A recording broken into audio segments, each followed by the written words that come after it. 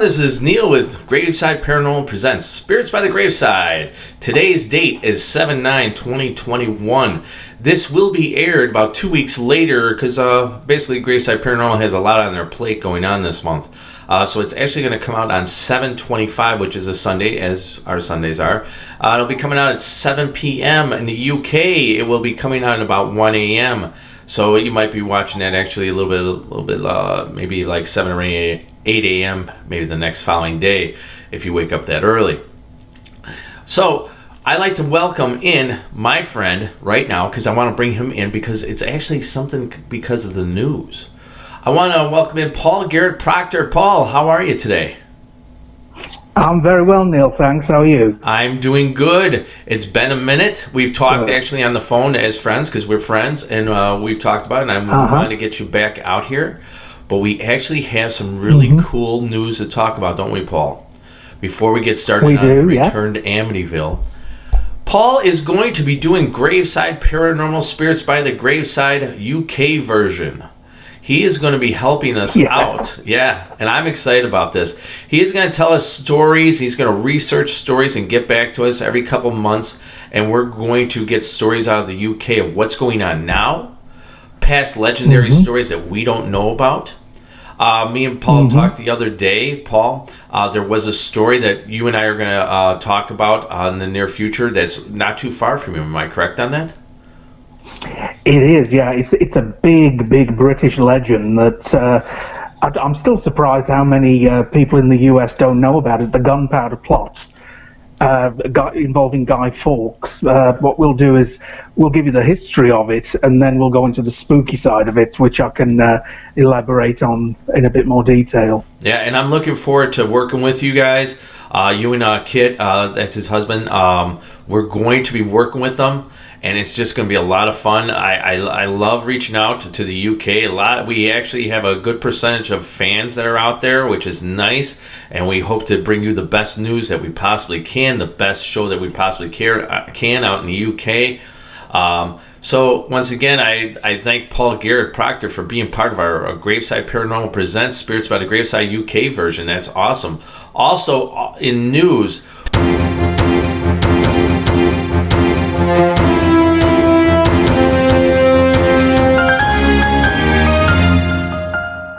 we are sold out for next week for our Nightlife Tour, which is really, really cool. That's a 4.5-hour tour. We're going to be taking you guys to the southwest sides of the Chicagoland area. That's going to be a lot of fun. I am so hip. I mean, should I use the word hip? I'm so excited about being back, interacting with people, having fun. Because I think that a lot of us missed that last year, and we're back with that. Other thing is Saturday, which is tomorrow, 7/10 at 12 p.m., we are going to be putting out our advertisement for the Roth House Parapalooza 3. We are very excited about this. I am trying to get everything together. We're going to have more people hopefully be part of it as we go along. We're going to add people on up until the date. We have our vendors, we have tarot card readers, we have angel card readers, we have people who sell merchandise that deal with purses, that deal with like the paranormal realm, horror. People are going to be out there selling things. We are going to be having, and I'm so excited about this, we are going to be having Pat and Rebecca from Ghostly Podcast, which are really awesome. They're a really great podcast. Check them out on Spotify, Anchor FM. I don't know if they're on Anchor FM, but they are on Apple. They are really cool couple, and the way that they're able to talk to each other through it, it's just a really nice show that they do. It's either your team believer or your team skeptic, because Pat's kind of a skeptic, and they go through that, and at the end, you know, he gives what his breakdown of it is, and then it's up to you at the end to decide, are you a skeptic or are you a believer? So we're going to have them out there at Parapalooza as well. But let's bring in now Return to Amityville. Paul Garratt-Proctor, he is the author of a new book called Pure Observation. It is a fair review of the Amityville legend by Paul Proctor. An international curiosity that has fascinated millions for almost half a century. An undeniably real tragedy of one family, followed by the allegedly true tale of terror experienced by another family in the same location. While some would say that these stories can be easily explained with logic, there are many others who see a case that is far more complicated, that leaves many unanswered questions, even after many years of searching. While this book is not intended to deliver definitive fact, it does offer many theories and possibilities with a view to encouraging a fairer and more respectful view of this legend. Fact and fiction have been a great cause of controversy, so let us now consider that the real truth may be somewhere in between. All right, Paul, welcome again to Spirits by the Graveside. Oh, you're welcome anytime, of course. You're part of the team now, brother. So yeah, that's true. Yeah. So we did the last show, and actually we got a lot of hits on that show, Paul. I mean, so it would be smart for me to hire you. I mean, why not? I mean that. Well, great. Yeah, man. We had a lot of people who a lot of views on YouTube. A lot of views on YouTube on that one. I enjoyed doing that show with you guys. You guys did a great job. Thank you. It was really enjoyable. The show that we did was like almost like an hour and a half, and still we didn't finish enough. We really didn't. No, you wouldn't cover it in that time. You could talk forever on this subject. Yeah. I mean, what we covered in that one was really the basics and some of the lesser known things. That really speaking, I mean, this is never going to be something you can learn in a short time. Never. No, it's not. It's because, like you say in your book, because it's a controversy. You have a lot of people. You have believers like ourselves who are more realistic, and then you have your very extreme ones who get out there with all these different theories and everything like that. Tell us a little bit about that. Yeah. How we try to keep it like real instead. Yeah, because you and I, like you say, we would look at the reality of it and we would say, come on, that didn't really happen, did it? We would then look into, more detail and say, well, yeah, okay, maybe that didn't happen, but it doesn't debunk the rest of it, does it? Right. So we're kind of looking at the grey areas, really. But then, as you say, we do get the... Hello? As though that... Hello? Yeah, you're back. I'm sorry. Go ahead. Oh, cool, yeah. You get the extreme believers who seem to believe in the very sensationalized versions that we got in the book, and even more I'll put my teeth back in. Sensationalized version in the movies. And they're talking about it like it's all real. And what they're actually doing is they're giving the extreme skeptics more to ridicule. They're giving them more fuel to fire back at people like us to say this is all nonsense. So it works two ways when it comes to how we kind of, reach what is reasonable to believe. Right. We got the skeptics saying one thing, but then you got the extreme believers, causing even more drama. Oh yeah, and I go on your site that you have on Facebook, and there are people out there, and I understand if you don't believe, fine, don't believe, but you don't have to look down upon people like everybody is like below you, and some of the statements that people make. You don't have to do that. Exactly. I believe that something did happen. My personal opinion on it, and this is my personal opinion on it. There's a thing that's called perfect possession. Okay, I believe that Ronald DeFeo's father, he may have had a perfect possession. A perfect possession, ladies and gentlemen, is a human host and a demon spirit. They become infused, okay? And someone who lives with this and is fine with this majority of his life, his or her life, okay? And he could have been caused by a perfect possession, which caused disruption inside of his family. One day he's coming home, we're all happy and this and that. But there was something going on in that family, in the Ronald DeFeo family, that one minute he's throwing his wife down the stairs. Was I right on that? I mean, he threw his wife down the stairs. That's a popular belief, yeah. Okay. That it was he was getting really wound up on one occasion, and Mrs. DeFeo was coming up the stairs from the basement with a basket full of laundry, and he opened the door, punched her in the face, and knocked her down the stairs and said, "Now we'll have some effing peace in this house." So, I mean, wow. it wasn't just a case of being angry with her. It seemed as though a lot of things had wound him up, but she took the brunt of it, unfortunately. Yeah, yeah. And you know what? And there was some kind of disdain towards his son. Yes. So, and the other children are probably scared. So you're building up a thing where, like, negative energy. You're having all this negative energy inside this house. And I like to talk about the DeFeo family for a moment. I mean, what was it, like a week after we did this, Ronald DeFeo Jr. died? I'm not saying it has anything to do with the show or anything. I'm not saying that. I was just like this. I go, damn. I go, man. I go, that's weird. It was weird because I was well into the book at this point. Yeah. And I'd been writing about him as though he was still alive. Right. Yeah. And that's why I changed the beginning to say. Hello. Hello? Yeah. Hello? Go ahead. I'm sorry. Yeah. Cool. Yeah. Yeah. I added on that he passed. While I was writing the book, just to make it clear. But what was really weird and even ludicrous, I don't know if you know this, Neal, that there was a ton of reporters hanging around the house after his death. What the hell they were trying to find out, I do not know. I really do not know.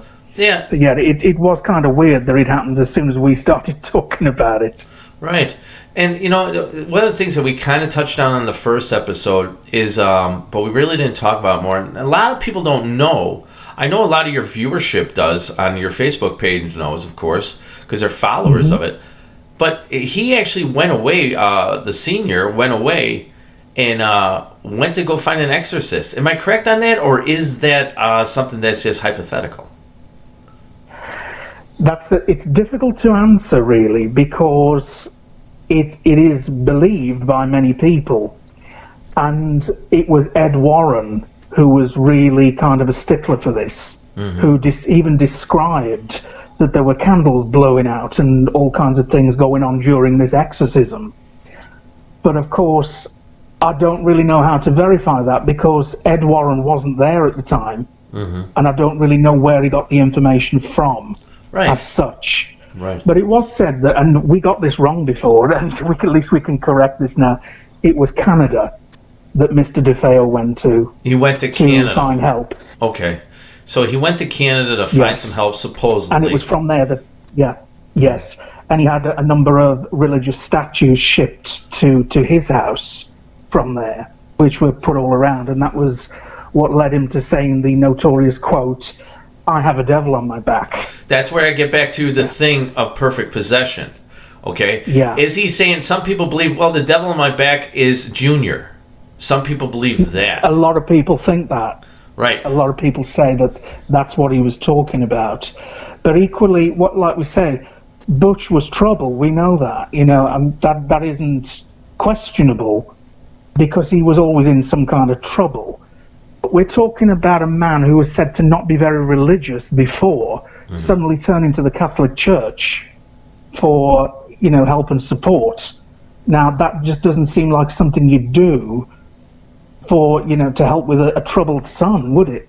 No. Not really. No, if you have a troubled son, you wouldn't have him as your saying that he's the devil on my back.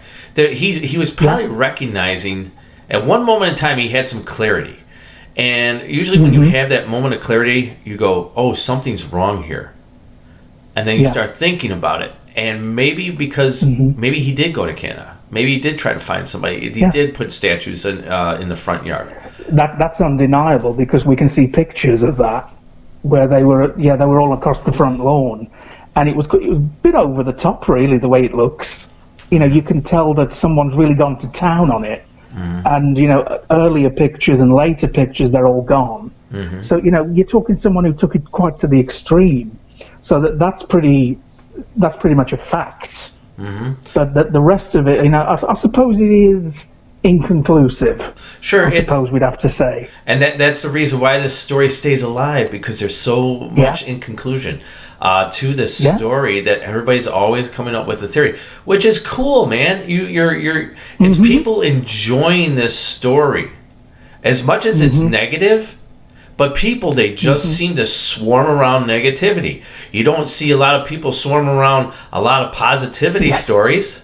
Why is that? No, you don't. You don't. Yeah. I mean, if all of a sudden I told you that the Cinderella story was true, you know, would you swarm people around that? Say, oh, that's very nice, and that was it. You know, then forget about it 2 minutes later. Yeah. I'll read it to my kid before you go to bed, and that'll be the extent of it. But, you know, that could be it. Yeah, you know, it is odd that we do. It's like we want the drama. We need that. Yes. And the original author from Amityville, he did know that. Okay? A majority of the things that he was saying, of course, were lies. A lot of things he's saying. Yes. Because he's selling a book. Yes. You know, I love the movies. You know, like you watch the Amityville movies or the Conjuring movies, which I totally... did you see the new Conjuring movie, by the way? Not yet, but I've heard it's very good. Man, that movie is good. I enjoyed that thoroughly. I recommend to watch that on the HBO Max. I think it's still up there. But back to this. So people love the negativity that goes along with this. You know, like when we were talking about the perfect possession. Like I said, I believe that maybe there was some kind of perfect possession inside the family. And then after the murders of Ronald DeFeo Jr., Butch, killing his family, it's not that the demon that was inside that family stayed there, or if there was something in that house. The negativity from killing that family, the way that they were all killed, led over into the next... It led over to the next family that dwelled inside that home. That's my belief on that.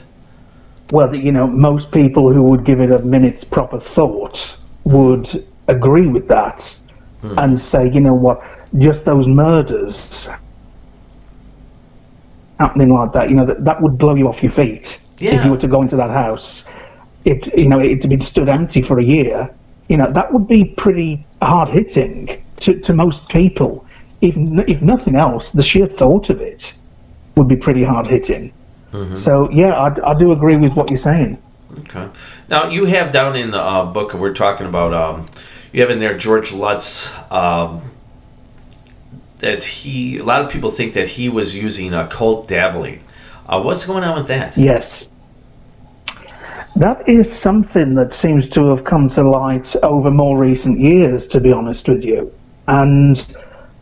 from my perspective, it seems to have come largely following the documentary My Amityville Horror, featuring Daniel Lutz. Okay. So, are you familiar with that, Neal? No, actually, I haven't. I did read. I was reading it in your book, and I'm going to check it out. I'm definitely going to check it out.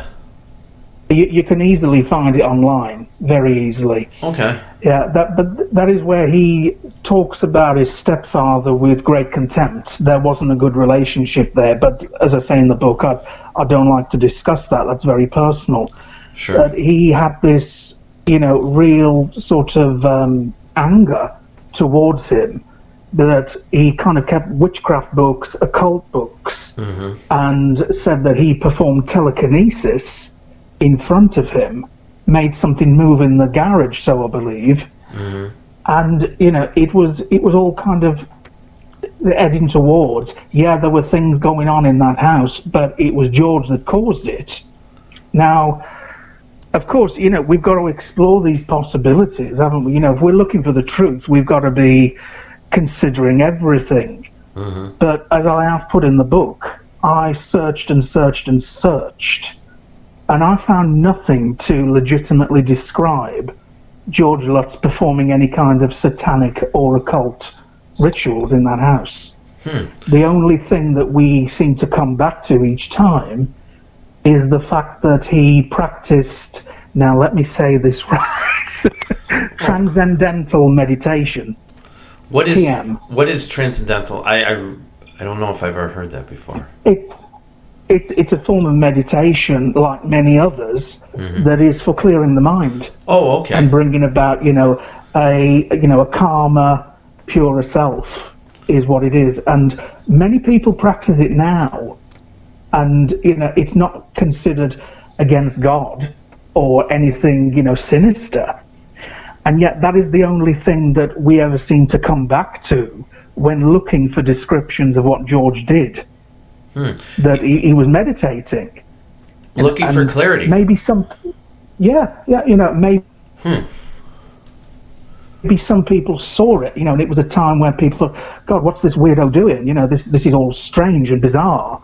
Is he doing something satanic? Which, okay, that kind of thing still happens now. It does in my work. Right. People will still make a sign of a cross with their fingers towards what I do. And, so at the time, maybe people were misinterpreting something. The only thing I was... Hello. Spiritual mediums... Hello? Yeah, go ahead. Hello?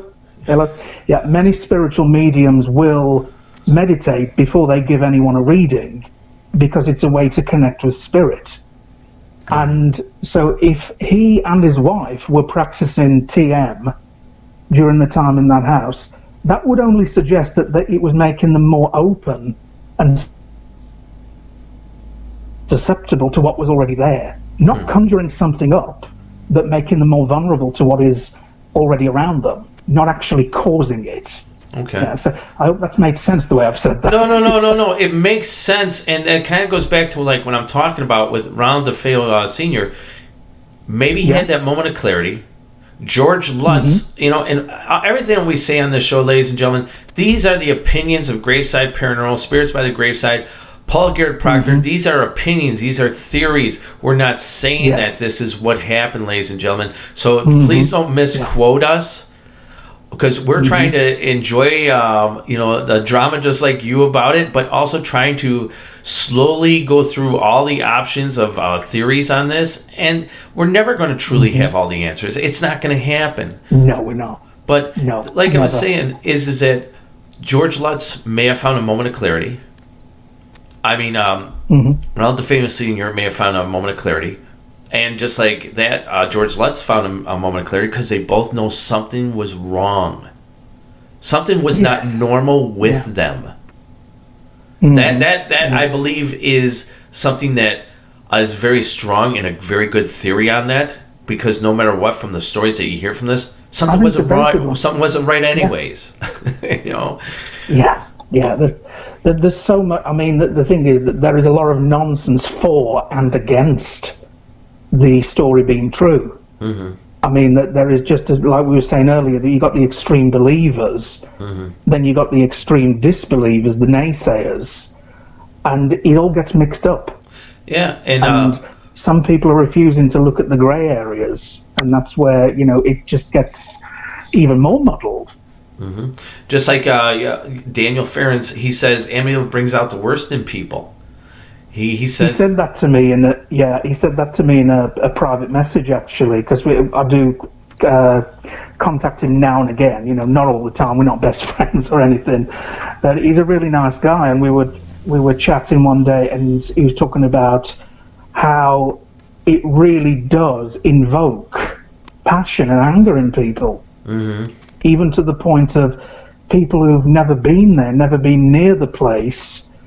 They don't even know the people who were involved, and yet they will angrily fight about it. They will cause arguments, and things will get nasty over this subject. Yeah. It's this intense need to be right. Sure. When, of course, that's largely what my book is about,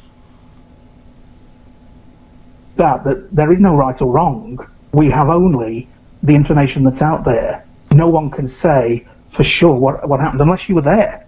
And so it's a lot of anger over something that really shouldn't realistically be troubling people that much, but somehow it does. And I like the way that you do it in the book. You're taking your time with this, and you're just going through it logically, and you're trying to basically be on both sides of the fence, trying to say, hey, yes, this could have happened or that could have happened. Because you're not there as like somebody who's going to be who's going to knock this or knock that, but try to be in that gray area. You're the guy in the gray area who's just trying to keep the peace, plain and simple, and trying to have everybody look at everything as logical as it. I truly do enjoy your book. One of the things that I wanted to touch upon inside your book was the Jody the Pig thing, and I think you're absolutely right. When you look at this picture, okay, because I remember I'm reading your book, so I'm paying attention to what you're saying, is that the original cat that lived next door, you put in there, it's a large cat. So, which means to me, it's fat. Okay? Yeah. There is no way. Put it politely, but that's how it was described, was a fat cat, Right. There is no way that fat cat, if it was a large cat like that, was scaling up that gutter drain. No way. There's no way. So, whatever... That's why I included a picture. Because it proves it. There's nothing for a cat to climb up. And it's not really like a windowsill that's extends out. You know, like if you put a flower basket up there or something. Yeah. And and it is like I say in the book that, you know, people get all muddled with the movie with James Brolin and Margot Kidder because that house is not the real house. It's the other way round with the porch outside the girl's room. And there is a lot of ivy growing up the house. But you look at real pictures of the real house, it was the other way round, and there was nothing growing up that side of the house towards the girl's bedroom window. Nothing at all. There was nothing. Yeah. From my observation, pure observation, is that there's no way a large cat could have done that. Even a big raccoon could not do that. Yeah. There's no way. So they did see something, but of course, Hollywood Hollywoodizes it, and once again, I appreciate it. But of course. They did witness something, and that part is that they did say that they did witness something. The Lutz family did say that they did witness something like that, but I don't think it was a cat. That's absolutely right. Yeah, but I'm going to leave that at that on that subject. Yeah. But one thing that a lot of people... Whatever it wasn't a cat. Simple as that. Right, it wasn't a cat. Hello? Yeah, no. Oh, sorry. Can you hear me? I thought I lost you then. Yeah. You see, ladies and gentlemen, just so you know, reaching out to the UK is not an easy thing to do. Even though you would think in this day and age, it would be just like me calling my neighbor next door. So we actually have to use instant message to talk to each other. Or you're going to have to pay for a big plan through your provider. Just to do that. And instant message helps us out. So if you hear like some kind of lagging in it, it's because we're using a different technology. So with that being said, the other thing that a lot of people don't talk about, they don't talk about Father Pacaro that much. Father Ray? They don't actually. Yeah, and some people will even try to say that he never existed. Right. And I find that ludicrous. Because there is an interview of him, and I believe there is only the one. I could be wrong there. It's where he's silhouetted out, to hide his identity. Mm-hmm. And we're talking a man, a priest, stood up in court and said that his experiences were real. Mm-hmm. And I even mentioned this in the book, and we're not going to get into this too deeply. Priests have been known to be liars, of course, for various reasons. Mm-hmm. Okay. But this man had nothing at all to gain from telling people, that house freaked me out, and I believe that family were troubled. Mm-hmm. He had nothing to gain from that at all. Yeah, he did say that, it was a very odd place. And once again, the movie Hollywoodized that he heard 2 times Get Out. That did not happen. Yeah. What did happen is... And the window flies. And the window flies. What did happen, he did say that he did get painful welts on his hands. He also... he became physically unwell. The phone calls, he said that was true. Am I correct on that? Mm-hmm. So that where there was the static in the lines. I mean, of course, logically, it could have been something that was happening with the area. Okay, I can get that. But what we're doing is we're trying to point out the things that were true about that.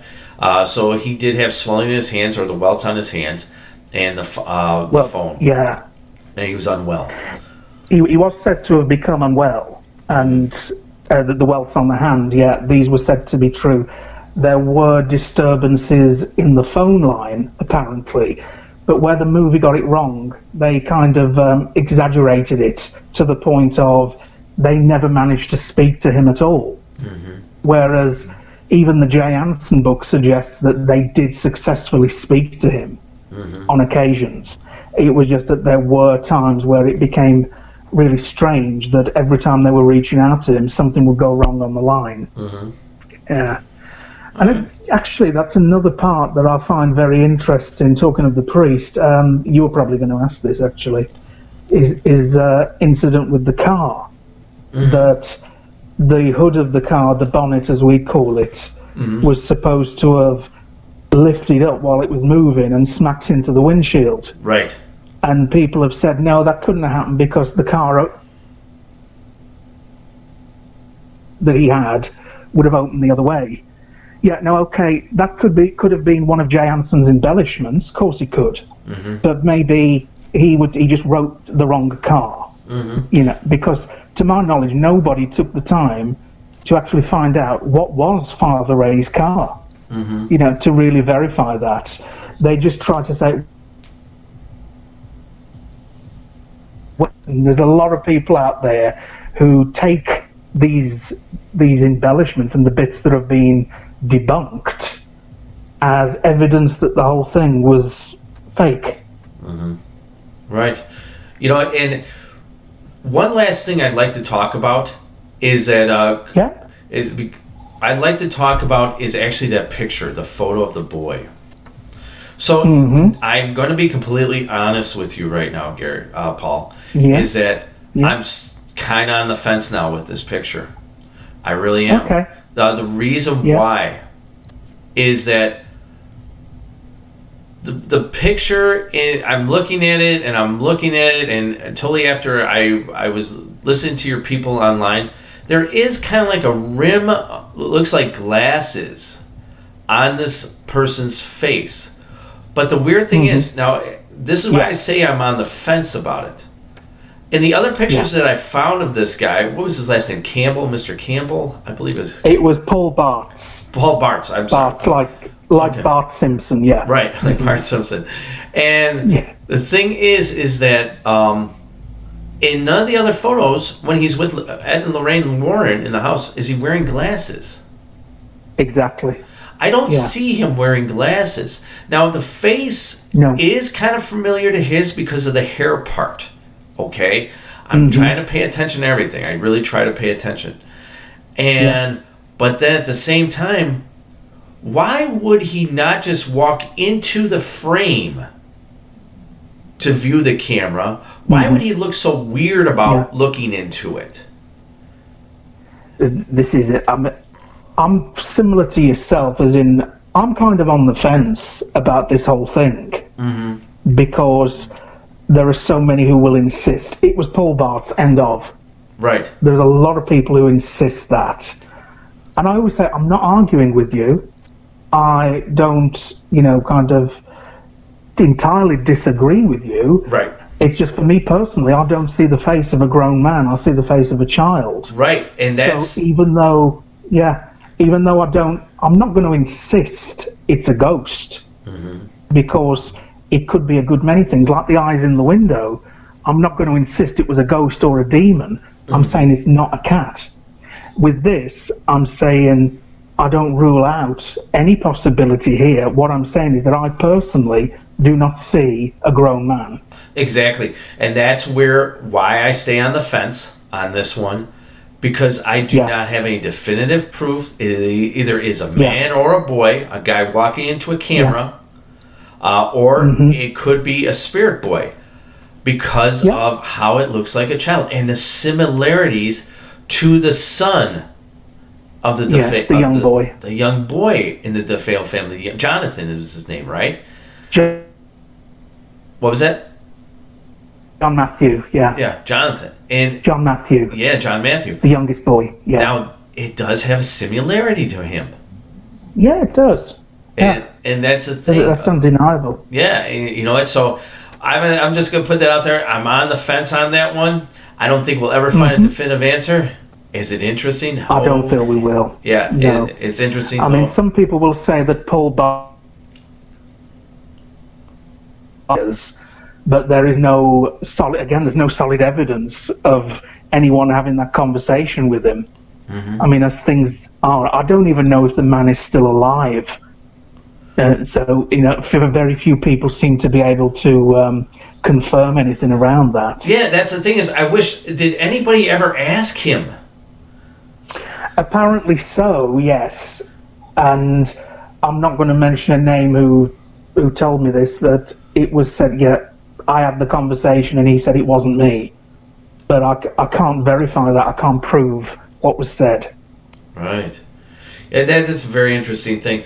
And I love talking about this with you. And once again, you could probably sit down and have some beers with me. And, hopefully next year, because we talked earlier that maybe you'll come into the States and maybe we'll have that beer and we're going to sit down. But we're also going to be talking to you quite a bit throughout the year about hauntings in UK. So this is Paul Garratt-Proctor. He has his new book out, Pure Observation, A Fair Review of the Amityville Legend. I also want to thank him for putting me in there as a dedication. You humbled me on that, man. I mean, you really humbled me. I was like this, oh my God. I go, wow. And my wife goes, that is really nice. I said, yes, it is. So you can get it. You are featured in it towards the end as well. Yeah. Thank you. And the thing is that you can get this on Amazon. You can buy it. I like the size of it. I really truly do. I actually like when I get bigger books like this because I'm getting older now. Yeah, it's what we call a coffee table. Yeah. I do enjoy it. So once again, Paul, thanks for coming on and putting me in your book and having your new book out, Pure Observation. Pick it up. And we're going to be talking to Paul in the near future with Spirits by the Graveside, the UK version. Do you have anything else you'd like to put out there today, Paul? At the moment, what I would say is anyone who is wishing to, discover more about Amityville, not just to line my pocket, but have a look at my book. Right. Because it's from a place of fairness, not bias. Yes, he is totally there. I do look forward to bringing, many of the British legends that, I'm really surprised that more Americans don't know about them. But of course, England goes back a lot longer than America, doesn't it? So that explains that. Right. But I look forward to sharing those things with you. And we're looking forward to having a very long relationship with you as well. So once again, likewise. That is Paul Garratt-Proctor. And next up, we are going to be going into Hooky Spooky Stories. We are going to be talking with Eliot from ACG and his wife Natalie. They are going to be telling us some stories, a little about ACG Paranormal.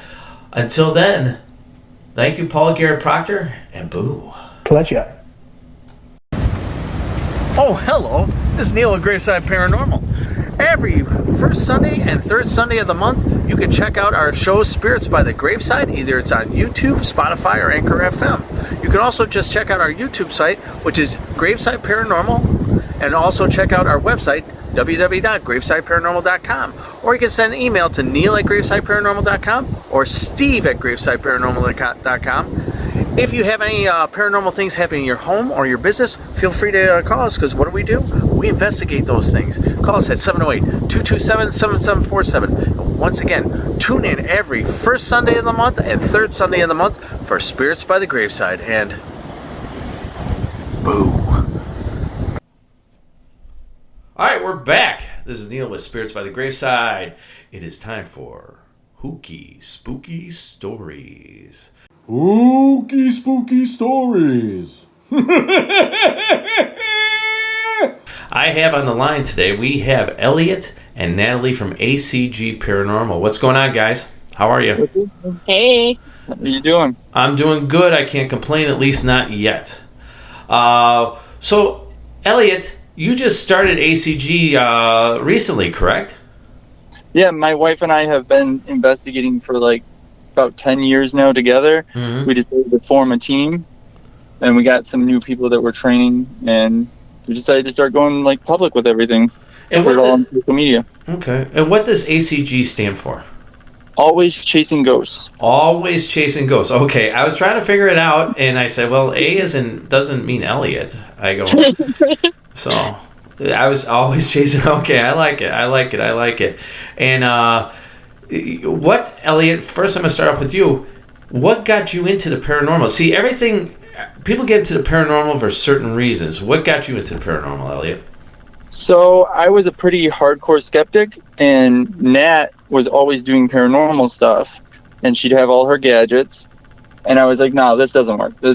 I'm only going to believe this if I'm the one making the devices and I'm the one fine-tuning everything. Mm-hmm. And I started doing that, and over time, I couldn't debunk anything.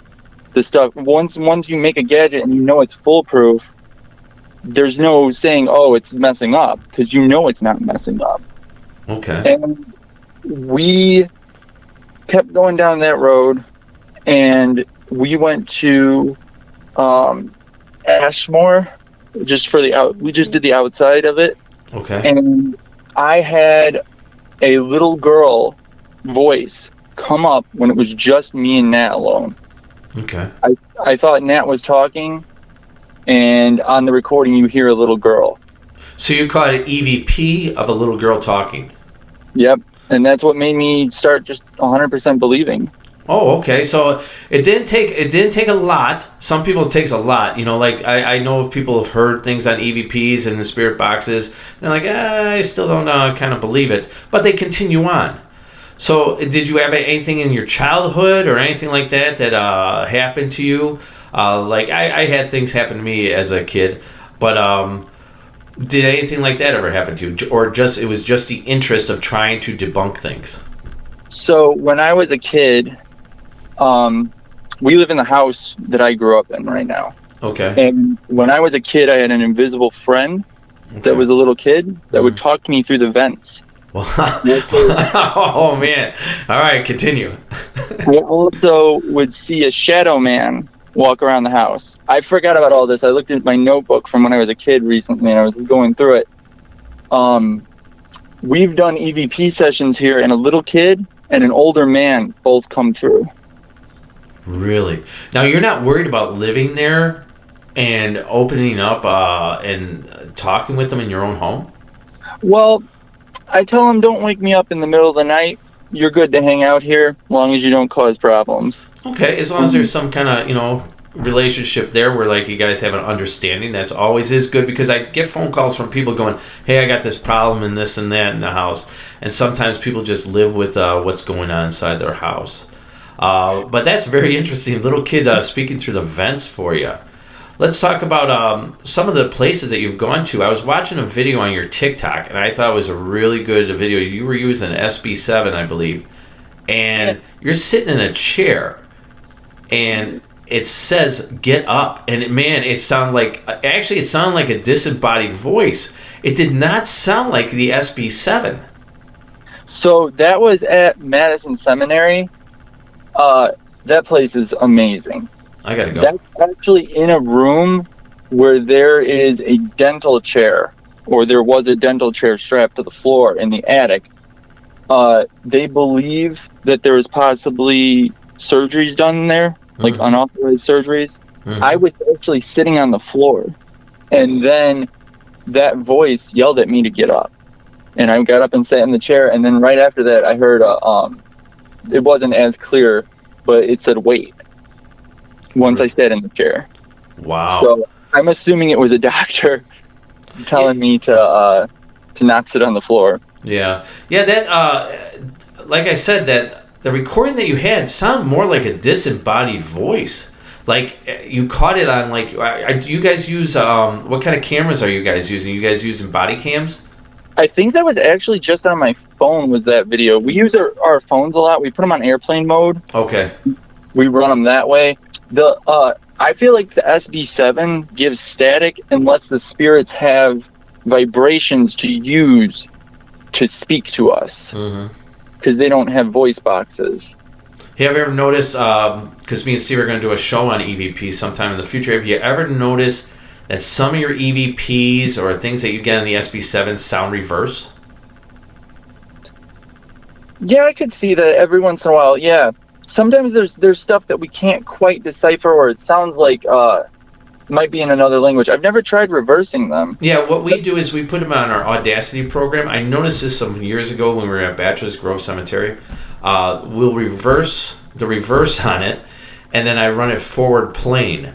And that's a great idea. Yeah, and then what I do is then I pay attention to it, and it's amazing what you get when you start hearing these voices in reverse. What you know, just like an old record player, and then all of a sudden you just throw it in that Audacity program. It's a pretty interesting thing. What's some of the other places that you've gone to? Where give me a really good one where you think. Man. Go ahead. For our honeymoon, we went to England and Ireland, and. Really? Nice. We stayed at a castle in Cashel. In the middle of the night, we had been hiking all day. In the middle of the night, something sat down on the end of the bed, made an impression on the end of the bed. Nat woke me up and she's like, look, the bed's sinking in. What? I'm like, man, this was crazy. And I was like, I'm not dealing with ghost stuff right now. Mm-hmm. So I rolled over and tried to go back to sleep. And it pulled the sheets down off the bed. Wow. Wow. Like, I had been hiking all day. I'm like, I'm not doing this. We're not dealing with this right now. It is sleep time. I do not like ghosts interrupting my sleep. That's the one thing. Like, yeah, I'm in total agreement with that, man. I hate that as well. I have a story for it, but it's too long of a story. But I hate that. Like, I've actually told them, I go, shut up. Well, the little kid spirit in our house, sometimes we believe it's a little kid, will turn. We have like white noise for when we sleep. Mm-hmm. Every once in a while at 3:00 in the morning, something will physically turn it off. Mm-hmm. And I'm like, we're not doing this. So I started sleeping with earplugs in because I'm not dealing with that. And I can't sleep with silence. I need like a fan or some sort of, white noise. You need that. I do the same thing. What I do is I use a fan. I've been using it for years, and then I also put on the YouTube channel and listen to like meditation music.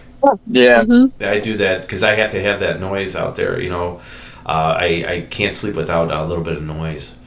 But so you had the impression. You saw the impression sitting on your bed. Yes. It was. Ireland is ridiculously haunted.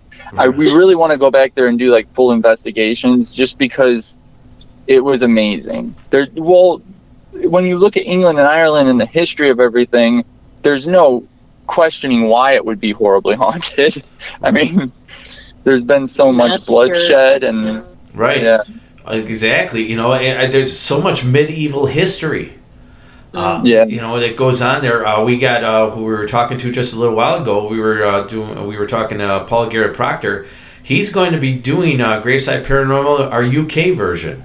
He's going to be going. Cool. He's going to be going out because he lives in the UK. He's going to be going out to other places and come back to us on certain hauntings that are going on in the UK and keep coming on our show here, Spirits by the Graveside, which is going to be really awesome.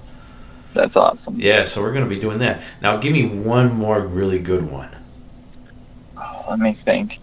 We were doing a spirit box session in our garage. That's usually where we do it. We don't really do it in the house that much because the garage is separated. Mm-hmm. And I like to ask the spirits what their favorite food is because I think it's a fun question. If I was dead, I'd want that, you know. I agree with that. I agree with you.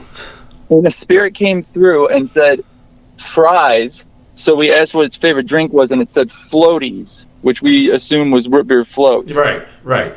So the next week when we went out and did a session, we had fries and floaties with the spirit in the garage, and they were pretty talkative. Really? So you used a good trigger object of those.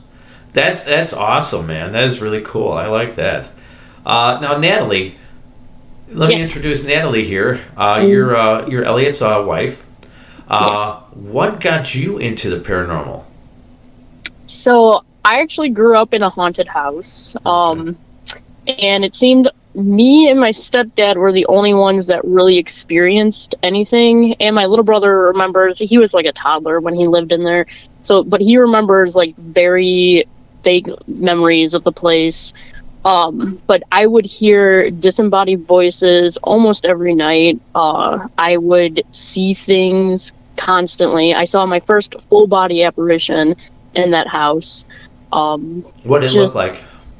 It looked like a very sickly woman with all her hair pushed back, like someone who hasn't eaten in like weeks. And she was there, but she was also transparent at the same time. Okay. And when that happened, I just moved in the house about, I want to say maybe 6 months, and I had to use the restroom. It was about 10 o'clock at night. I was about 7, 8 years old, and I had my foot on the floor, like ready to, go downstairs, and my bed faced the hallway where there was the doorway, so I could look straight out into the hallway. And right when I was about to get up, I saw this lady, and she walked in front of the doorway, looked at me, looked back, looked at me again, and kept walking. And then I was probably frozen in that spot for a good half an hour. But I'm like, I gotta use the restroom. So I ran downstairs, ran back upstairs, and I just covered my face for the rest of the night with the sheets. And the next morning I told everybody, and everybody just thought I was like crazy. I told everybody at school, I told my mom, I told my grandma. They're just like, okay. Like, well, let me ask you a question, because your thing sounds kind of familiar to something that I know of. What time of the night do you think I know you were young. What time of the night do you think that was? It was earlier in the night. It was, like 10 o'clock, I would say. Okay, and nothing, do you remember, and I really want you to think about this, do you remember anybody in the middle of the night or anything like that screaming or yelling out in the middle of the night after you saw something like that? I can't remember. I know I don't think right after, but I have had, like, when I was about to go to sleep there later on in life, screaming and yelling, and I would feel like someone was like pushing on my chest a lot. Okay. And like it got to the point where I literally had to go downstairs and like flush my face with water and be like, "You're okay," because like no one in the house really believed me. Like my sister, she's she works in biology. She's a hardcore skeptic, and my mom, she's kind of like, I don't know, So it was hard growing up with like not having anyone that really believed what I was telling them. You know? Right. Yeah, my thing is actually kind of similar. I don't have to get all into it, but the reason why I was asking is because of certain things that would happen after I saw something, and I was just curious about that. Now, go ahead. I think like when I saw it, I was just like, I tried to like just block everything else out after, I'm sure there could have been something afterwards that I could have experienced, and I was just, I was a kid, so like I went into shock pretty much. I froze, and then like I just stayed frozen, and I can't believe, like, I remember that was one thing I can't remember, like being like frozen for a full half an hour. I just remember having my foot on the ground and then just like staring into the hallway, like what do I do? Like I was a deer in headlights. Like it was your first time, your first experience. You didn't know what the hell was going on. You were just a kid. Yeah, yes. That's a pretty cool story. So I heard that you're a pretty good storyteller, and you've had a lot of things happen to you. Can you give me a good hooky spooky story, Natalie? Okay, so that one was probably one of my major ones. Okay. And then let's see. So I'm going to tell you about my property that I lived on in that house. Okay. I experienced most of my really, I would say, hardcore experiences was with that house growing up. Okay. And I did research later on. So not only was there like a sickly woman on the property, I believe there was some Native American ties to the property as well. Okay. When I was younger, I would like walk around the block, like any other kid would, but I would hear, and I couldn't tell if it was paranormal or someone was actually doing like a Native American ritual, but I would hear chanting. Like, just like someone was, having a nice Native American chant, and it would go on for about 15, 20 minutes, and then it would just stop. And I could never figure out where exactly I could, like, I tried looking where it was coming from, and I could never find it. That's a long period of time. That's a long period of time. Yeah. Yes, it was, and, like, so, and I think I was the only one that really experienced that, too. And I actually saw one of my friends that lived in the neighborhood over the weekend, and I was telling her about it, and she's like, yeah, I remember that area. She said that her grandma's house was actually diagonal from me. And she said that she also experienced some hauntings in that house. So there was a good amount of, like, spooky stuff going on, I believe, on that property. And I do actually, about 2 years ago, I told Eliot, I was like, I kind of want to go back and try to, like, figure this out. Because to me, it's like a mystery that's never been solved. And I went with, you know, my gadgets, and Eliot was following me in the car. And I was walking around along the road where, like, one of the spots where I used to hear the chanting, and I actually caught an EVP. And it's like, I have my spirit box going, but it's not, I have a noise gate on my spirit box. Okay. So not always do I get, like, that static. A lot of times we try to cancel out the static so we can get pure, you know, EVPs coming through. And this wasn't coming through the spirit box. Like, this is like a good 30 seconds. You can hear it faintly, but around, like, the 20-second mark that I have of the clip, you can hear chanting. And it's just like, really? There's no music going on. Like, this is in, like, unincorporated area. Silent. It was dead silent. And I have an EVP of it sounds like chanting. And it sounds very familiar of the chanting that I used to hear when I was a kid. Wow. So, I would love to go out to that area there and bring Steve out there with the Anahata box.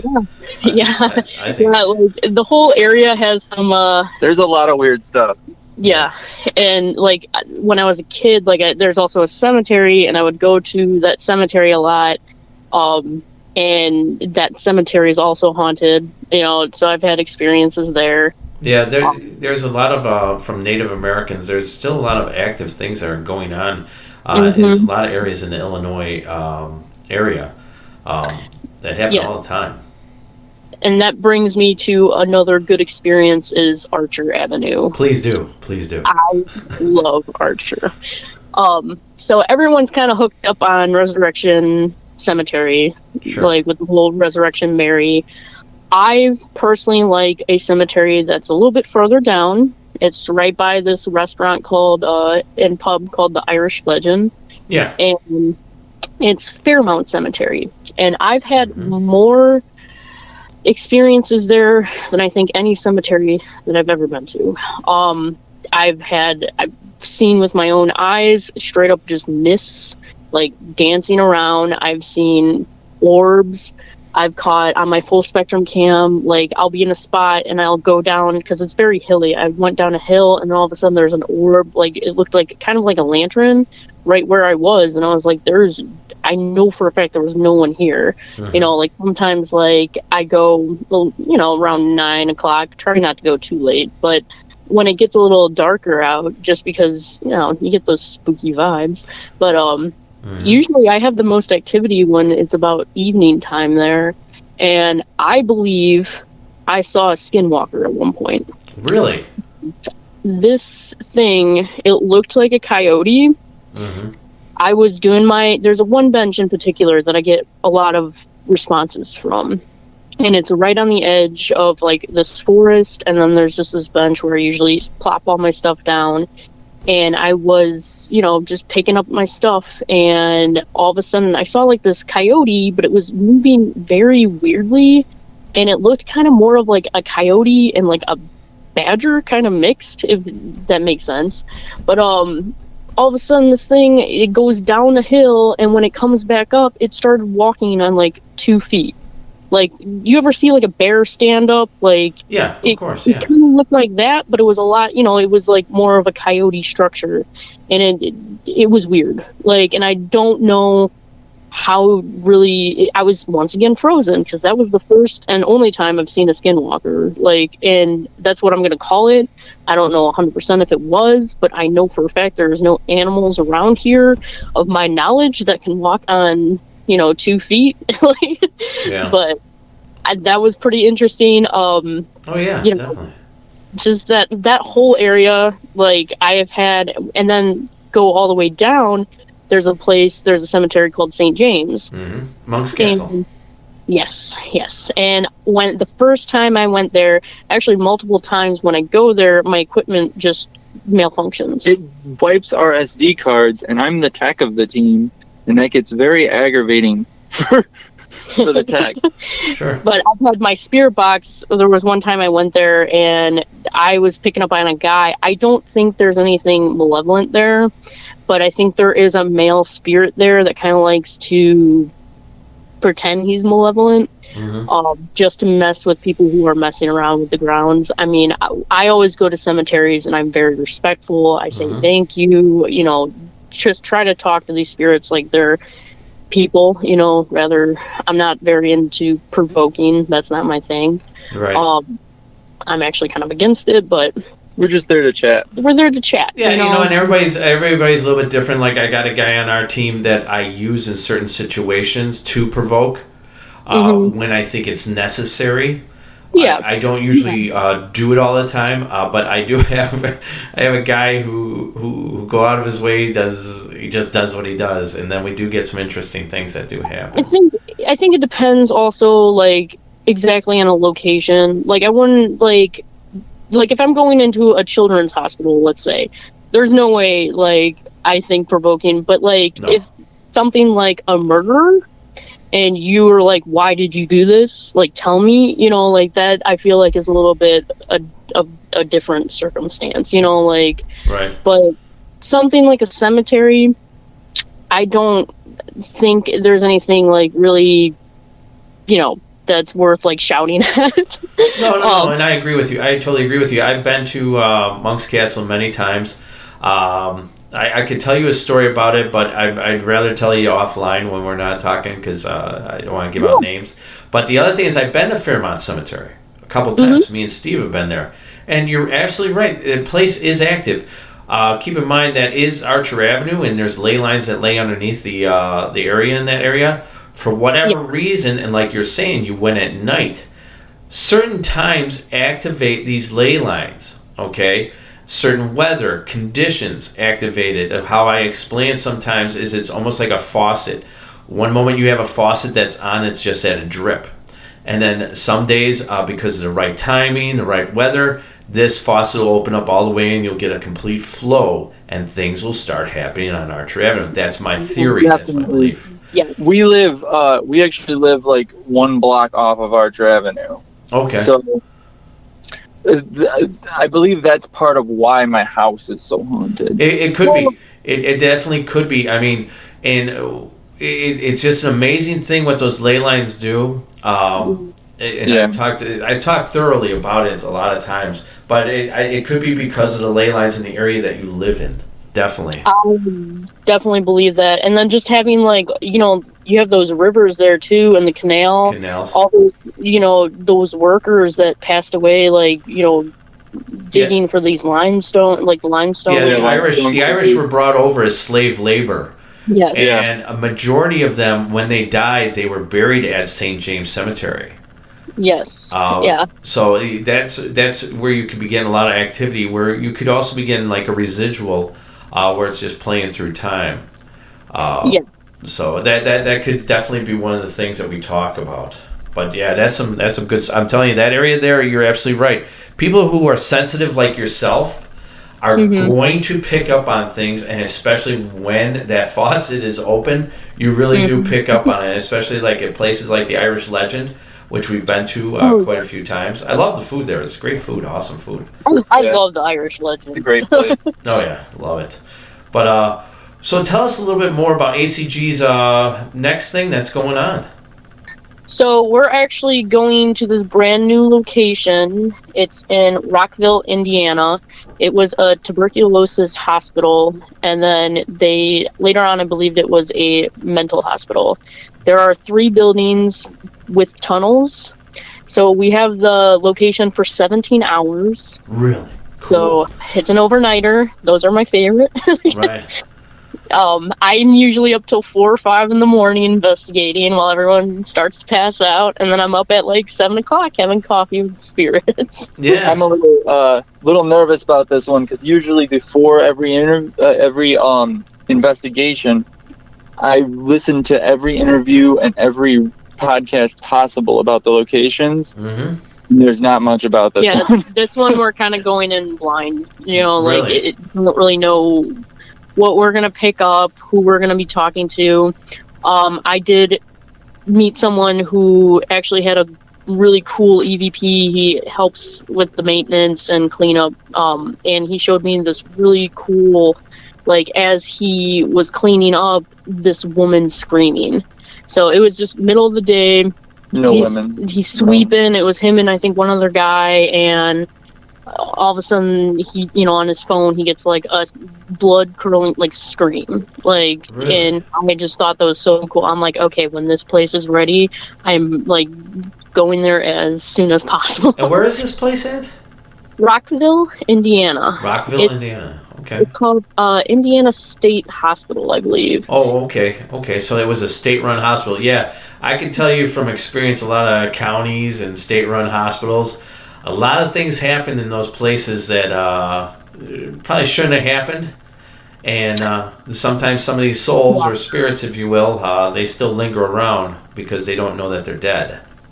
Yes. So, yes. You know, Undocumented. Yeah, it's, you know, it's sad, but I feel like when we go to these places, we get a chance to kind of tell the story. You know, as we're there, not only do we learn, you know, through our tour guide or, you know, plaques or researching these places, but we also get to kind of one-on-one speak with these spirits that are tied there. And that's like a big thing with me. It's just like, you know, I might not know this person's name, but like I feel it's like when I'm in like an investigation, I feel at like some point, like it's like, okay, tell me something, and I can bring that back with me, and I can tell, you know, people later on, like I, you know, came in contact with a spirit there, and they told me this, and it's kind of like them giving a piece of, you know, it's a puzzle. They're all puzzles. I like Exactly. I like giving voice to the voiceless. Yes. Yeah, I hear you. Yeah, and it's basically just like one big puzzle sometimes, and when it does come together, and because we've had that happen where we were in Indiana actually, of a lady who believed that at 3 a.m. her and her husband were being bothered by something, and then we found out after putting things together, and we had this one psychic with us who was really, really good, that it was someone who committed suicide that was infatuated with her. It was really weird, man. We actually got physical attacks in the place. It's weird when you have to but cool when you put together all the puzzle pieces. It's really cool when the story plays out. Private residences are always very interesting because, again, you don't know what you're going into. No, you don't. Yep.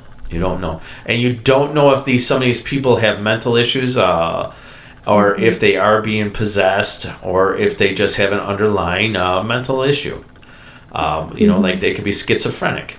But I believe there's a fine line between mental issues and the paranormal. I really do believe there's a fine line between that. And I mean, sometimes, like, when you're dealing with the paranormal, it may feel like you're going crazy. Because, like, Definitely. like, you know, the other day I saw a shadow figure, and Elle said that he used to see it when he was younger, and his dad has actually saw the shadow figure in our house. And I saw it the other day, and I'm like, you know, did I really see that? And it's just, like, one of those things, like, where, you know, what I'm seeing is real, or am I going crazy? Did I not do enough? You know, like... Yeah, I understand, because when I go into certain places, I start hearing a female voice saying, "Help me," and it always happens in my left ear. It never happens in my right ear. For whatever reason, it happens in my left ear. Because mine's the same way. I always hear things out of my left ear, and I don't know if it's because your ears can hear different frequencies. Well, but exactly. Like me and Steve, like I said, we're going to talk about EVPs. We were talking about pitches. Yes. And when you run it through the Audacity program, and if you change the pitch, because it's sometimes I don't believe that we're completely sensitives, like in a mystical sort of thing, mystical thought. Everybody's different biologically. Yes. Definitely. And if all of a sudden I can hear things, it might be because of my makeup and my body. So I changed the pitches on the Audacity program for Steve, and now he starts hearing it. We have to do that a lot because Natalie will be like, "You hear this, right?" And I'm like, I hear nothing. And then she'll change the pitch, and I'm like, "Oh, that's what you were talking about." Yeah. And it's clear as day as soon as she changes it a little bit. Yeah. And you go back to like, see, like, I'm blind as a bat, like at night especially. So most of the stuff, if I see it, it's during the day. But like, Elle can see down like a hallway clear as day. If something wants to approach me, they gotta come like, a good couple feet from me. But like hearing, I can hear from like down the hallway, but Eliot, not so much. I'm exactly the same way. It's very odd, like I wear glasses, and like if I took those glasses off, I'm blind as a bat. I mean, I can see figures, but I can smell things very well, and I can hear things very well. That's how I am. Yeah, and it's just like I said, it's just some of us are just built like that, and some of us just aren't. It's just the way it is. But do you have one more story at all, Natalie? Or are we good? Let's see. Give me a sec. Or I'll tell you what. Why don't we ask you this? Oh, what's the? I have Go one. ahead. She's got a good one. I have one that's actually tied to Eliot. Okay. That with his experiences as a kid. He didn't tell me that. I didn't tell you anything. He didn't tell me anything, actually. This was when we first started dating, and I actually didn't. I don't think at this point I even told him that I was all about paranormal, because I didn't want him really being like, oh. So this was like one of the first nights. It was the first night. Yeah. First night I slept over at his house, and I mean we were like 20. Yeah, but I was sleeping there, and I had a dream of this little boy. He looked like he was in early 1900s. Had like the schoolboy like shorts and stockings. And in the dream, like, he's like, "Come with me." And I'm like, "Okay, where are we going?" So I follow him down the hallway, and I actually go into his dad's room. And his dad was, sleeping in my dream, too. So I see his dad, where his dad's bed is. You had never been there. I never went into that room. I didn't even know that was his dad's room. Like, and this little boy was just like, "I like to play in there." And I'm like, that was like the whole dream, and he points to this door that was in his dad's room. Well, that door wound up being an attic door, and our attic is pretty big. Like, you could probably fit another bedroom up there. And I told Elle the next morning, I'm like, so where's your attic? And he's like, "Why?" And I guess the little boy that I described was like, that was my invisible friend. It was Elle's. What? Wow. Yeah. So that tie was pretty. And the attic is full of toys. Well, it was. That's where all my antique toys were stored. Wow. Now I like that story. That is really cool. You didn't even know him yet, or you're getting to know him. He stayed over, and you dreamed of his house, his dad's room, and a little boy that Eliot believed that he played with as a child. Yep. Yep. That's good stuff. I like that one. That's definitely a good one. That one's one of my favorites, so I'd have to say. All right. Well, listen, I appreciate you guys coming on. Do you guys have anything that you would like to plug? Your TikTok. Give us everything that you have so that everybody else knows. So we have TikTok, Instagram, Facebook. We are working on a YouTube. I'm hoping we can make an intro by this next location, get some pretty cool shots of the hospital. We usually, at some point, go live on TikTok at every location that we go to for about an hour. It's all ACG Paranormal. We have everything. We have Twitch. If we haven't been on there a lot, but if you want to follow us on any of those, just search ACG Paranormal on pretty much any platform, and we're on there. Very good. Sounds like good stuff. Once again, thanks, guys, very much for coming on. Coming on next is Amber from Amberz Asylum. This young lady, she goes into a lot of haunted areas by herself. It's really crazy, if you ask me. But I give kudos to somebody who can do something like that. So next, Amber from Amberz Asylum. Thanks again, guys, for coming on. Thanks you for having us. All right, bye-bye. Bye. Bye. This is Neal with Graveside Paranormal and Spirits by the Graveside. Every Sunday night at 7 o'clock, we will be on Anchor FM, Spotify, as well as YouTube channel of the episodes that we do. We also do investigative tours throughout the Chicagoland area through Graveside Paranormal Investigative Tours. And also, we do investigate the paranormal. So if you have a problem or anything like that, we are more than happy to help. Our number is 708-227-7747. Once again, 708-227-7747. Boo. All right, we're back. This is Neal with Spirits by the Graveside. Graveside Paranormal presents Spirits by the Graveside, Hooky Spooky Stories. Hooky Spooky Stories. I have on the line with me right now Amber from Amberz Asylum. Amber, how are you today? I am great. How are you? I'm doing fine. I'm doing well.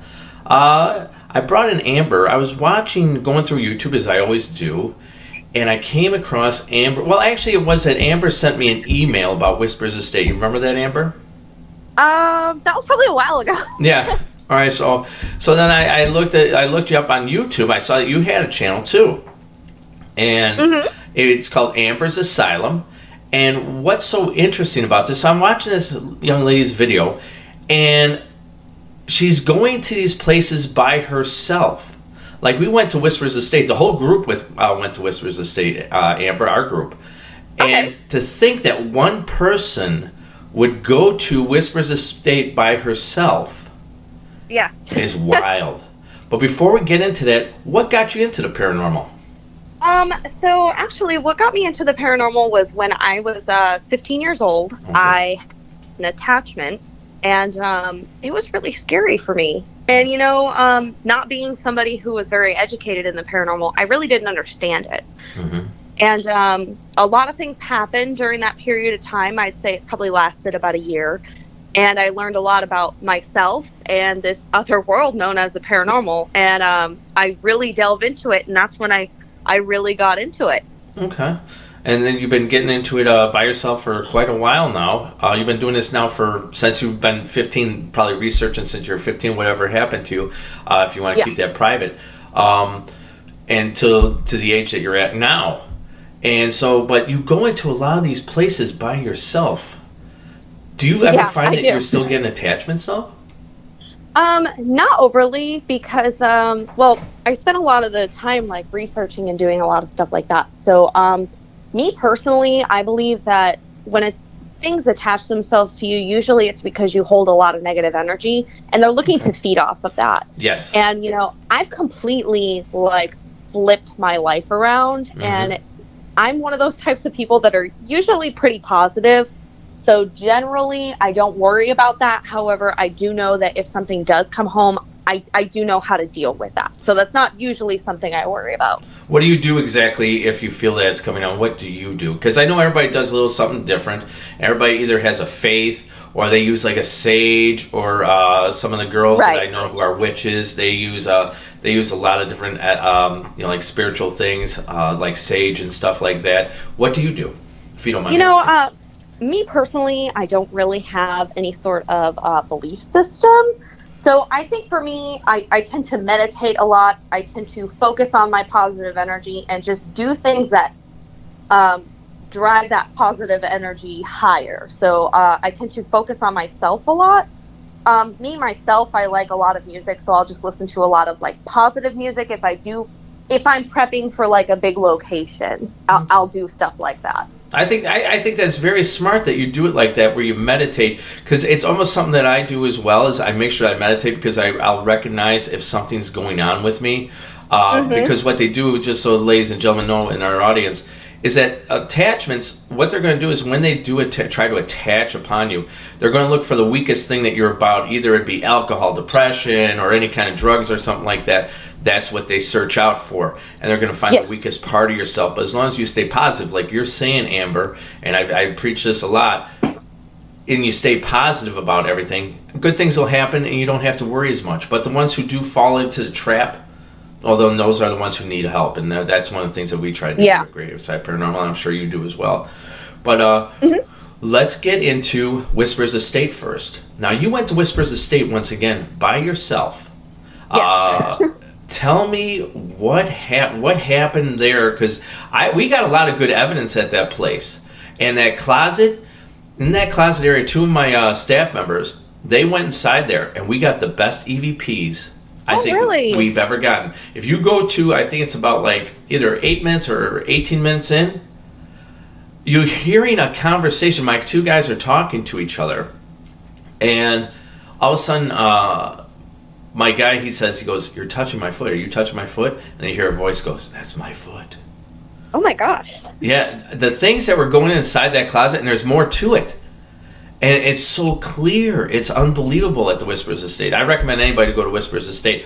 I don't recommend to go by yourself, but here you are. Yeah. So tell us a little bit what your investigation was.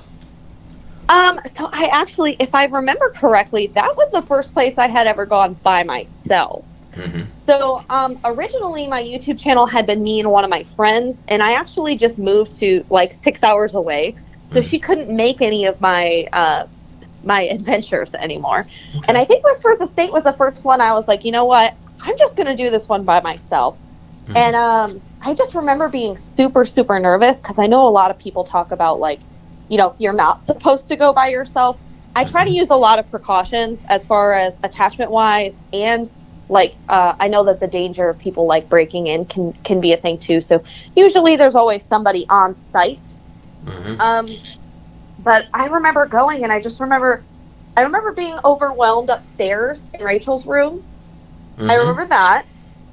And then I do believe I did a spirit box session in one of it was like on the second floor in like a big room with stairs in the middle. Yeah, that's the one I'm talking about, that closet area. Yeah. That's where we got all the EVPs.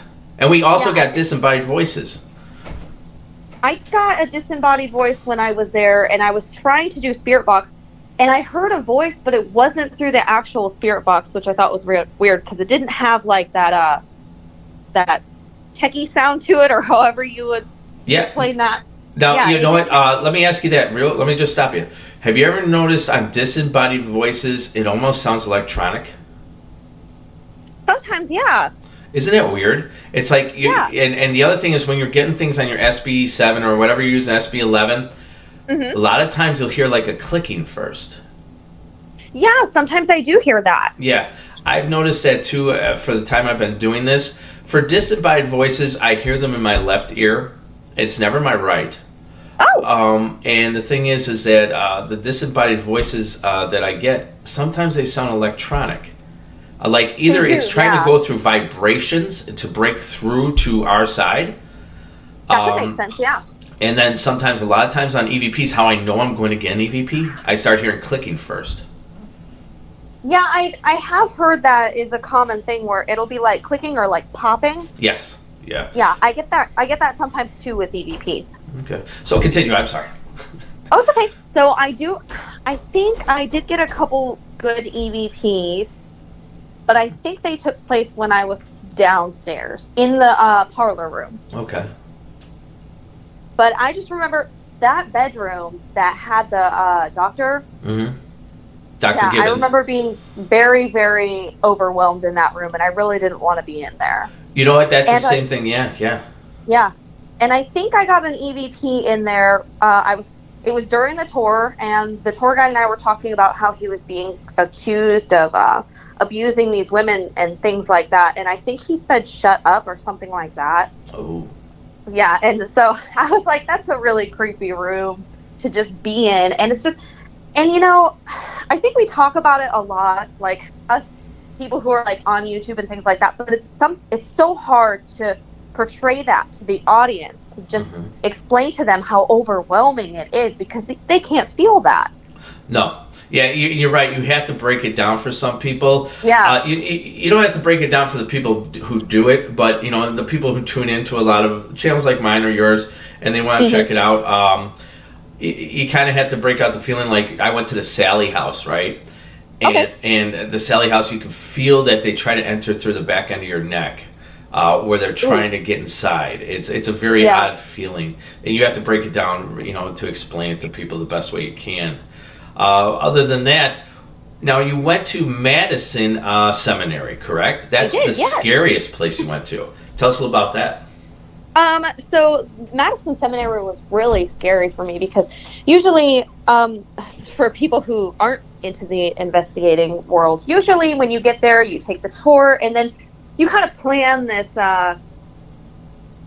you have like an attack plan, or you have like some sort of plan set in place, and you kind of get your static camera set up, and you're going through putting everything together. And for us, because I had my friend Sabrina with me, I think we had just finished the tour. We were just setting up like our first static cam, and we were upstairs in the asylum area, which is where they used to house the mentally unstable and the wheelchair bound people were upstairs. And all of a sudden you hear these footsteps just running towards us, and we're like, what the heck? Really? And wow. Yeah, and it was really weird because during the tour, the tour guide was telling us about this little girl named Sarah. Now, the tour guide and the people who kind of own the building, they believe that Sarah is actually a demon in disguise. And they had a couple different reasons why. I won't necessarily go into them at this moment. Mm-hmm. But me and my friend who I film with, she was like, what do you think Sarah is? And then all of a sudden we hear those footsteps, and it was so crazy. So I was like fumbling, trying to get my camera to start recording because I wasn't recording on anything. And then my camera said that it was like corrupt or something like that, which is really odd because I always check my cameras before I go to a location, so that way I avoid that. Mm-hmm. So we ran downstairs, we ran outside, and we were like, what is going on? We had to collect ourselves before even going back inside. So we do that, we go back inside, and then we turn on the spirit box in that same spot, and we just started getting answer after answer on the spirit box, just intelligent responses. And she looked at me and she said, what do you think of who, you know who? Because she refused to say the name Sarah. And all of a sudden on the spirit box, it just kept saying Sarah, Sarah, really? Sarah. Wow. Yeah, and it was super creepy for us. And I remember, I think I saw a shadow figure in an adjacent room, which you can't see on camera, but I do scooch, and I was like, nope, I'm not dealing with that today. And I think that was one of the times where I've been so fearful that I couldn't move. Because when you get that scared, like your body goes into like flight or fight. Yeah, and you flight or fight. have to fight it, or else you'll run. And that was so scary for me. I also had a really scary one, and this was a solo one that I did at the Monroe House, which was very recent. Mm-hmm. And the history there is just so crazy, and it's very much so in depth. But it really seems like, I was talking to the owner, and it seems like the land has been cursed. Is that the house? I think I saw that video too, where you're talking to the owner and he's walking you through. It seemed like a really nice guy. He is a really nice guy, yeah. And you're walking through the house and he's telling you, please be careful and this stuff. Is that house? Yeah, it was that house. Yeah, he seemed like a really nice guy. He is really nice. He's so genuine. He's so sweet. And you can tell when you're watching the video that he's just so terrified of the house. Yeah, he's like looking around corners. Yeah, he's like sneaking around and looking, and that really made me nervous because I've never seen anybody do that. And he acquired that house on a flip, so he's a house flipper. Mm-hmm. And he said he's had that house for 11 years because he refuses to sell it because the history of that house is just so messy and so dark. And he said that he could not live with himself if something happened to somebody he sold the house to. So he plans on keeping it. Oh, Lord. Yeah, wow. And I did that one solo, and I got so nervous for my own safety, I ended up leaving probably about 2 hours in. Really? Now let me ask you. Yeah. So you got nervous 2 hours in. Tell us what happened within those 2 hours. Did something happen? Yeah. As soon as he leaves, I'm setting stuff up. I'm already nervous because he kept saying, I can't believe you're doing this by yourself. Mm-hmm. Wow. Please let me know when you leave because I want to make sure that you're safe. Like, that's what he kept saying, which is really nice of him. Right, and, yeah. I'm just so nervous at this point. So there's this room. I sit in the room, and it's on the far side of the house. I go to turn on my spirit box, and all of a sudden I hear this, like, banging around, like, shuffling noise. And I'm like, what the heck is that? So I start walking towards the noise, and I pass a static camera. And after I reviewed all the evidence, I had saw that there was this black figure that followed me into the room. Now, I can't figure out if it's my foot or if it's like this.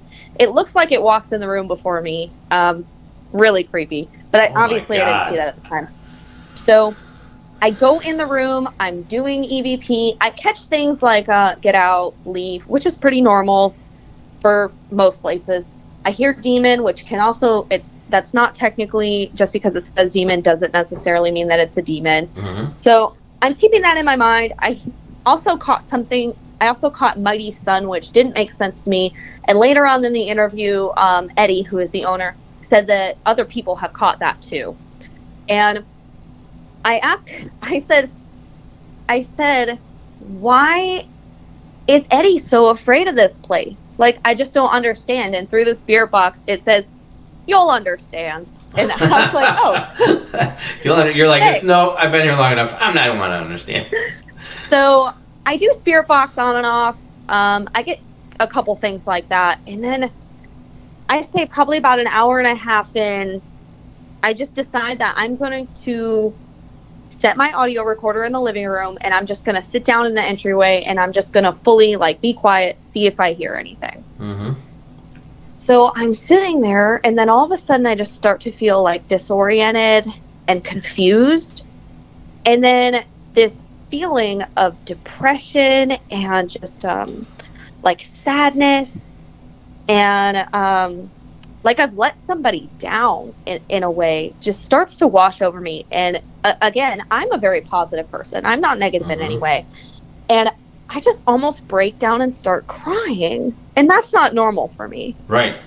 So I realize that, and I'm like, oh my gosh, that's not me. So I'm trying to fight it. And I do that for probably about 20 minutes.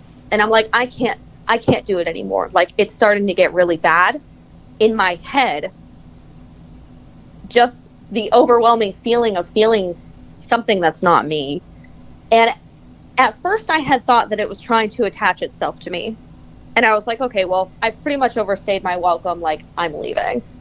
And I start packing up everything. I get an EVP as I'm leaving that it says something along the lines of, I'll keep you alive, which I think is really weird. Weird.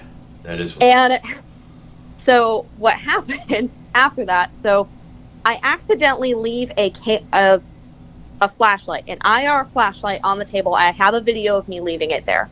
It's still on. I leave, I get in my car. My car has flies in it, which is totally strange.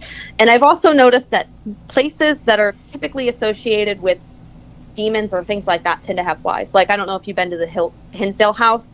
No. They have a fly problem there. And anyway, so I get in my car, there's flies. I go home, I text Eddie.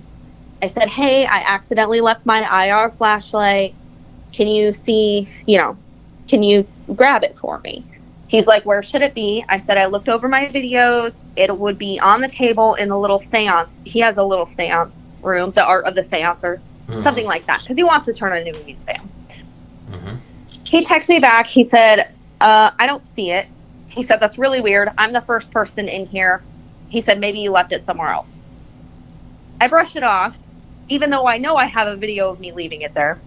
I think maybe somehow, maybe I grabbed it, not on camera, but I can't really figure it out. So I said, just let me know, when you find it. He said, don't worry. I have a lot of guys who come in and out, who work on the house. He said, we'll eventually find it. So he texted me probably about 2 weeks later. He said, hey, I found your flashlight. And I said, oh, cool. Can I come up? We'll do the interview. So if you watch the interview, so we're talking about the history of the house and stuff like that. And he says, how did you get in the crawl space? And I said, I never went in the crawl space. What? The crawl space is significantly higher than me. There is a step stool, but even if I got on the step stool, I don't even know if I could make it back there, right? So he says that what happened was he had one of his workers going down to check a gas line in the crawl space. Now, the way that the crawl space is set up, he explains, is he actually has most of it blocked off so that way hunters can't go in there. Because there was an episode on a paranormal lockdown where him and Nick went in there and they actually found human remains in the crawl space. So he blocked that off. So that way people couldn't go in there anymore. And it's, from what he says, it's locked with wood screws. He said that whoever the maintenance guy had gone in to check the gas line, and all the way in the back corner of the crawl space was my flashlight. What? So he asked me how I got in there, and we... Hold on, let me stop you for a second. Because it's crazy. So on another show, they found a body, maybe bones or something like that. Yes, he sealed. Said that they predated the house. So what there is confirmed 5 human remains on the property that predate the house. Very, very old. Dear Lord. He said that he thinks what happened was when they went to go dig the house, because the house was made in the 1800s. He said they must have dug out the basement, found the remains, and said screw it, and threw it in the crawl space. Yeah. Because back then, they didn't have to report any of that kind of stuff. Wow. So he thinks that that's what happens because the remains were very, very, very old. Wow. So, but then he sealed it, and then you went and investigated. You left your yes. IR light.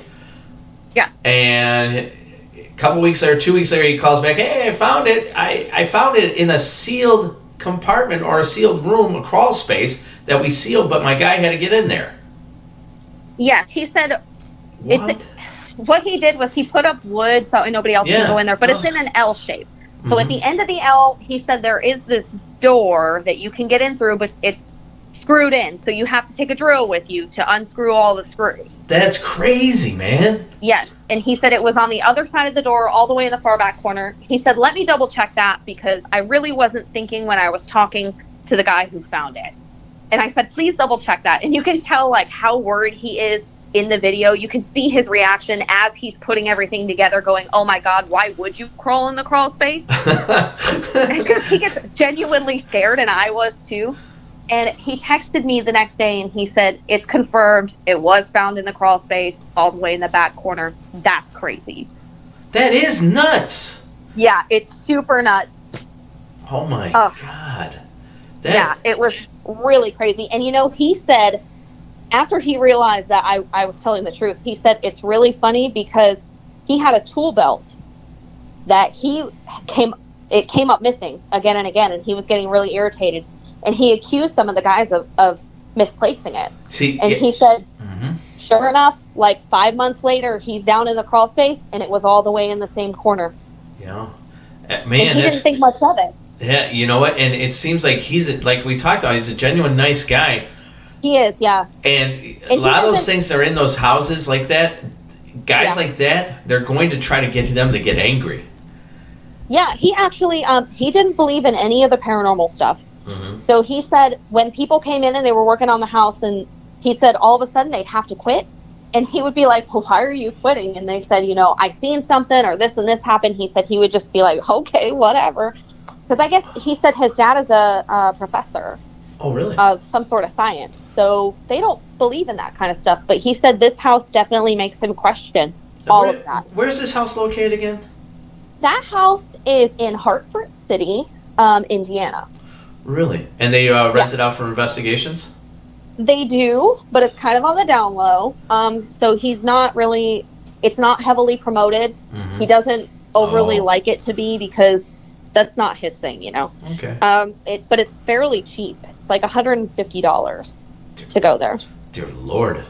Guess we just took something out of the ATM. Yeah.